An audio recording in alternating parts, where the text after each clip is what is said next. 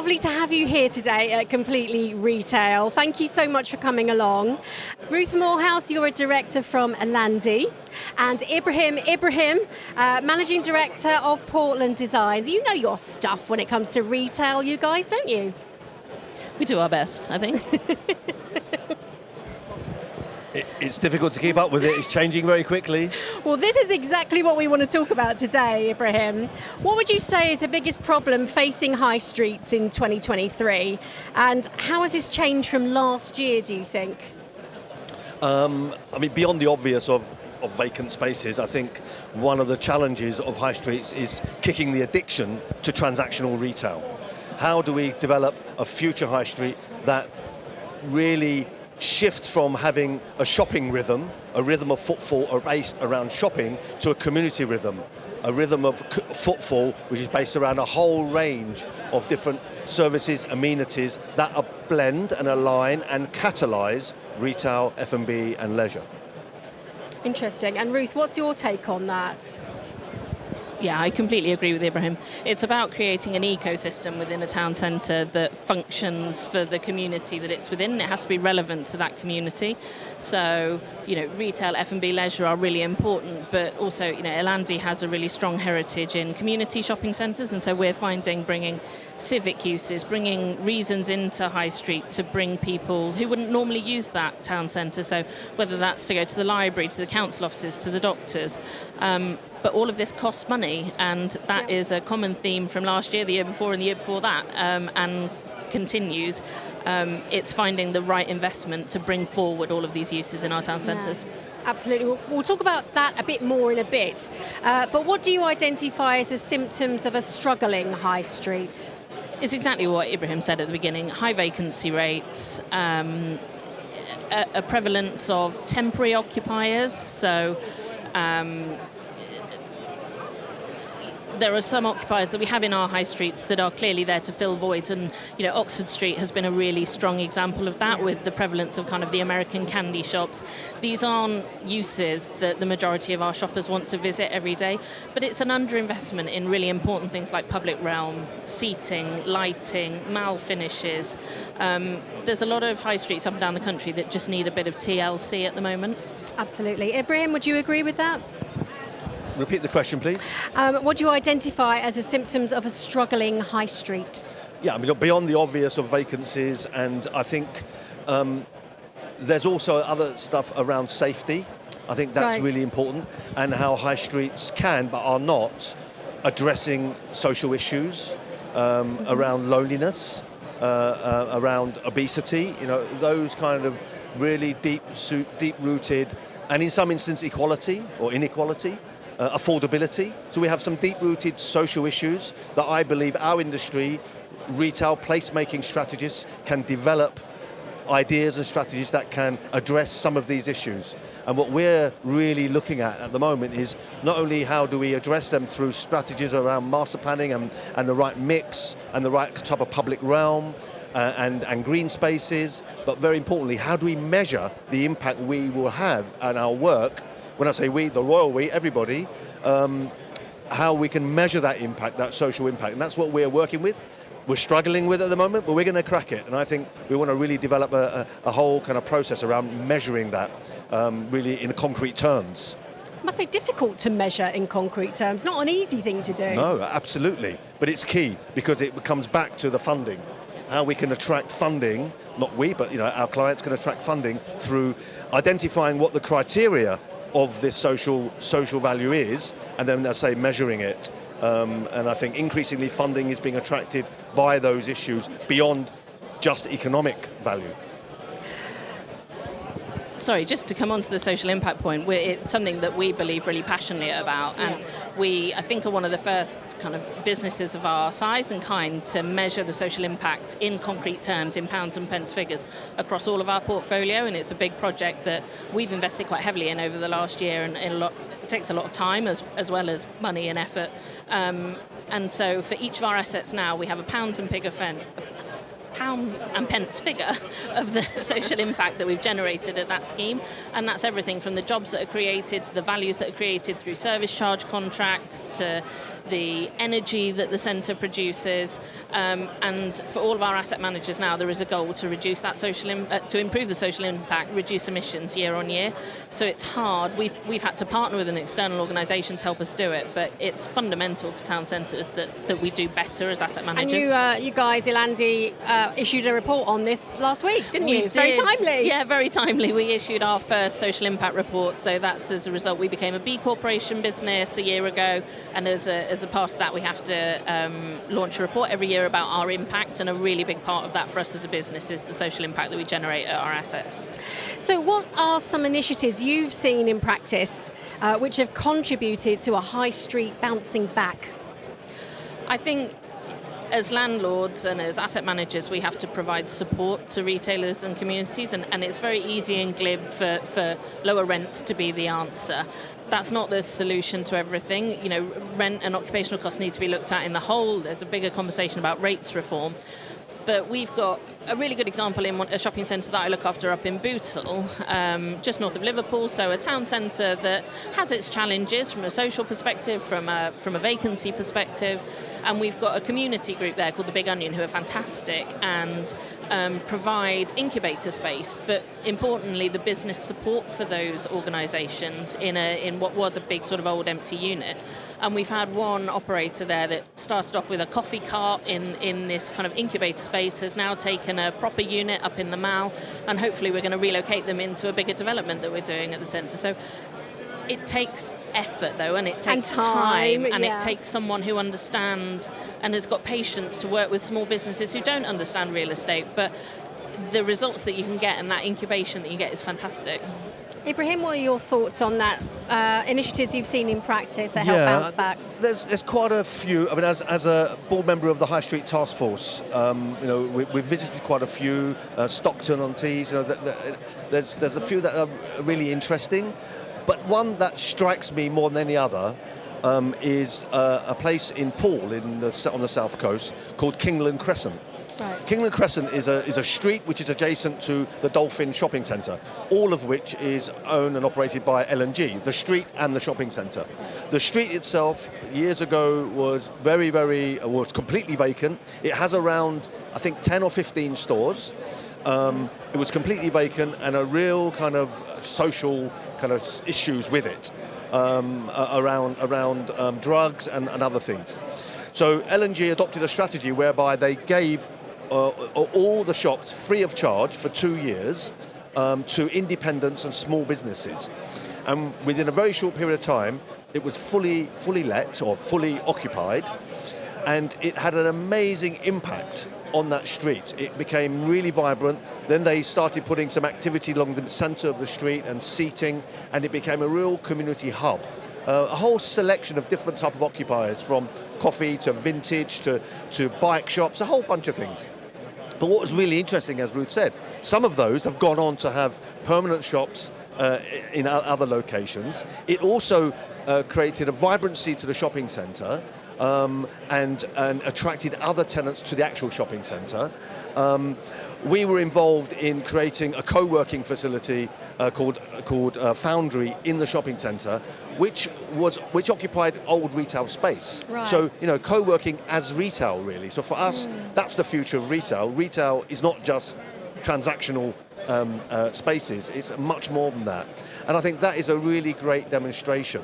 And I think, going back to the social value piece, it sometimes sounds fluffy, but it isn't, because if you get that social value impact, what it does, it drives community, it drives vibrancy, which drives spend. So it has a total kind of commercial advantage. That's a great example, actually, of landlords creating a space that engages with the local community, isn't it? It's kind of spilling out of the shopping centre itself onto the street. Luckily, that obviously they own the street as well, so it made it easier. Of course. But that's a really strong idea for other people to perhaps take forward with their own assets, isn't it? I mean, it depends on the situation, and the multi-ownership is obviously much more complicated. But yeah, actually, I'm chairing a panel later on, and Matt from L&G is on the panel, and he was involved. He has all the data. I don't know all the data off the top of my head, but really, it's a really interesting example. Well, we've had various high street reviews over the years, from the Portus review to Bill Grimsey, etc. Is it time for another one or not? It needs to be, watch what I say here. Look, there's some really useful information that's come out of the Portus Review and the Grimsey Review. I have a lot of respect for both of those as individuals and for the outputs of their reports. But I think we're in a position now where we just need to get on and do it. As a retail environment, well, it's so busy here today. There are so many people here who care deeply about placemaking, who've got really good ideas to take this sort of thing forward and to drive our high streets. We just need to, I think, put our foot down now and get on with making some of this change and start making some smaller steps and try and move our high streets forward. I think some of the levelling up funding that's come out is really going to help us with that, particularly in some of the assets that we're working with at Ilandi. But I'm not sure that now is the time for another review. I think we just need to take what we've learned from the previous two and get on with it. Would you agree with that, Ibrahim? Yeah, totally.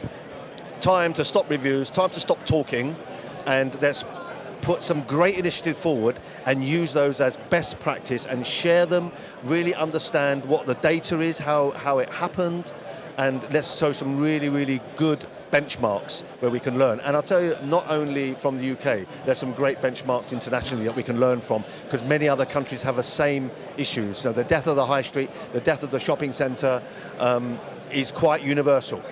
Yeah, it's just time for action. Let's talk more, yeah? Ruth, I know you work very closely with local authorities, and I'm sure you do as well, Ibrahim, but what more can government and local authorities do to help failing high streets, do you think? It's a real challenge for them. There's a number of local authorities that have taken the quite brave step to invest in their town centres and to buy shopping centres that they saw as failing for regeneration purposes. That's a really bold step at one end. There's obviously the levelling up funding and the various future high street funds and various central government schemes that have come forward. But what I think government, whether that's central government, local government, needs to do is recognise the importance of community and social value in their high streets and move their minds away from the high street of 10 years ago. And I do find working with the public sector quite a lot, that is a bit of a challenge at times. It's still, why don't we have a John Lewis? Well, that's not going to be the future of your town centre, and it's our job as placemakers and people that work with retail and high streets to help bring the government along with us. It's about getting them to recognise the importance of bringing civic uses into the town centre and how they can use their strength and power as strong covenants, as large space occupiers, as strong employers within towns, bringing all of that together and bringing these alternative uses into shopping centres and into town centres to help create that ecosystem that then is much more sustainable from an occupational perspective. There's lots they can do, but let me start with what they shouldn't do. Okay. And in acquiring typically a shopping centre, a failing shopping centre, I think a lot of local authorities go straight to an architect to create a prettier looking shopping centre with some slightly nicer planting, without a very clear and compelling vision that is specific to that location or that town. Right. And I think crafting that vision, being very clear what that is, what is the proposition as an experience for our community, as a citizen experience, is really, really key, because everyone can mobilise behind that very clear strategy. I think that's the first step that must be done.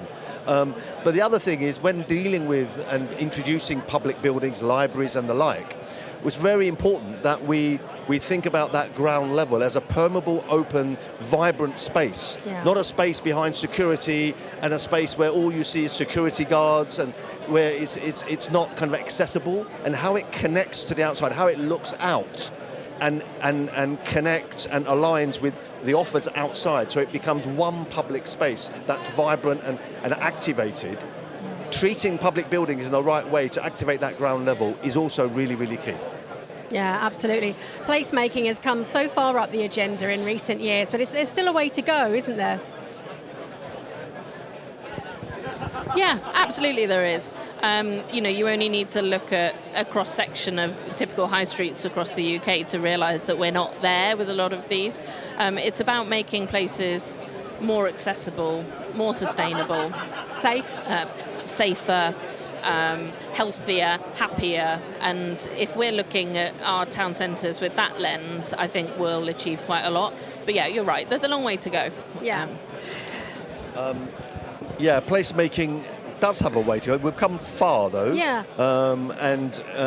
We've come far, but I think what the really key issue and what we've got to look forward to is how we blend new development components, like BTR, for instance, bringing in new citizens, new types of people in an environment, but blend that and make sure we connect that to the existing local communities. Yeah. And I think how we create that blend, not create this sort of, highly polished, highly sanitized ghetto, is one of the issues. And the word I use often is how do we create a new development, if it's a new development, and imbue that with patina. How we make sure that it isn't just suddenly, there's the existing and suddenly there's this new shiny thing. It's how we blend it in terms of the whole kind of activation, its atmosphere, its materiality, everything. So it doesn't feel alien. And I think that is really key, because if it feels alien, it feels not inclusive. Yeah. And particularly local authorities. And we're working on the Elephant and Castle at the moment, and it's one issue that we're really kind of looking at and thinking, how can we really, really make sure not only do we involve the local community, but they feel that that is theirs and it's part of them, although eventually, lots of new people are coming into the area. And I think that's like really, really important. You want that emotional investment, don't you? Not just physical. And that's the social impact, Yeah, absolutely. Ibrahim, I'll be interested to know what impact net zero and sustainability is having on both interior and exterior design. Oh, a massive impact. I mean, how we got to stop thinking about demolishing buildings and making sure we're aware of the embodied carbon in them. So making sure we have absolute priority in refurbishment and not demolishing and building new wherever we can. I think that's really important. We're working on a big HQ at the moment of a business that we're looking at materials from mycelium compounds like mushrooms, materials from pineapple leaves. So there's a whole bunch of bioconcrete, or biocrete. Yeah. There's a whole bunch of materials that are really kind of regenerative, not just sustainable. I think it's a regenerative aspect that we should start thinking of. And of course, regenerative is not just about materiality; it's about commercial. It's social. The idea of approaching placemaking from a regenerative lens is I think, a new narrative, but it's going to take hold. That sounds really exciting. It is very exciting. I'm no expert. All my colleagues know all about these materials, but I've just grabbed a few terms from them, and I'm just happy to be the lucky one in front of a microphone. I would take the credit. Ruth, would you like to comment on that at all? I can't add a huge amount about mushrooms in construction, but the embodied carbon is a really important thing for us that we're seeing as asset and development managers. Knocking a lot of our shopping centres are overspaced, a lot of our retail places are overspaced, but the answer isn't to knock everything down and start again. There has to be demolition in part, but we've got to look much more cleverly about how we can repurpose buildings and how we can reuse them, bearing in mind that some of the challenges we have today are because of the inflexibility in the design of our existing estates. So it's quite a balancing act. Yeah. But yeah, I'll leave the experts to talk about clever building mushrooms. Mushrooms and pineapple leaves. Who knew, eh? So let's talk bids finally. Business improvement districts. They've worked well in some city high streets, haven't they? Do we need more in other towns? I have really mixed feelings about bids. They work well in some places, and there's really strong evidence about where bids have achieved a lot. However, as an asset manager of retail, a lot of our occupiers just see it as another tax. They see it as another cost where occupiers, shoppers, consumers, the cost of living crisis is huge at the moment. That applies to everybody that works within shops, the people that are spending money within shops. Occupational costs are soaring, service charges are, we do everything we can to keep them under control and to keep them as reasonable as we can, but it's another fixed cost that the occupiers have to find. we've got to show, if we're bringing a bid in, it needs to be able to deliver real value, and it needs to be not just scooping up services that other pre-existing organisations and pre-existing services within the town centre are just failing to deliver. Yeah. It needs to add over and above, and there's really good examples of where that has been done, but I have a level of cynicism about bids. Okay. I was recently at a really great bid in Birmingham. CEO is a colleague of mine and ours on the High Street Task Force, Michelle. It was really interesting. I think the key to bids, and I'm no expert at bids, I know Ruth much more knowledgeable than I am, but I think the key to bids is capturing the data of the impact it has. And I think that data is really important. And also, I think there's a future role for bids to be thought leaders for all those occupiers, to be able to share ideas around what the future holds, how you can future-proof your business around retail, around how retail can really connect and blend with public realm, and using data of the local community and your customers. A bid can help with that. Yeah. And I think that's kind of really interesting. Ruth, Ibrahim, it's been really great to talk to you today. Thank you so much for your thoughts. Thank you. You're very welcome.